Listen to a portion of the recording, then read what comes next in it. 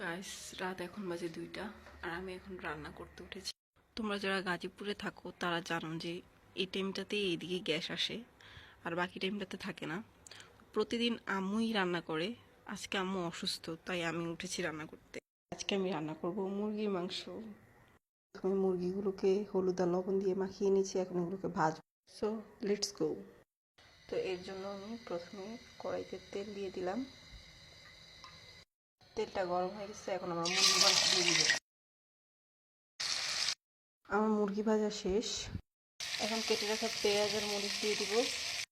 এখন তেজপাতা, এলাচ আর দারচিনি দিব। এরপর মরিচ দিব, হলুদ আর লবণ দিয়ে দিব। এরপর আদা রসুন বাটা দিব, একটু পানি দিব। মশলাটা কষা হয়ে গেলে একটু আলু দিয়ে দিব। এরপর পর্যাপ্ত পরিমাণে পানি দিয়ে দিব। ফুটে গেলে মুরগির মাংস দিয়ে দিবে। অ্যান্ড রান্না হয়ে গেল মুরগির মাংস।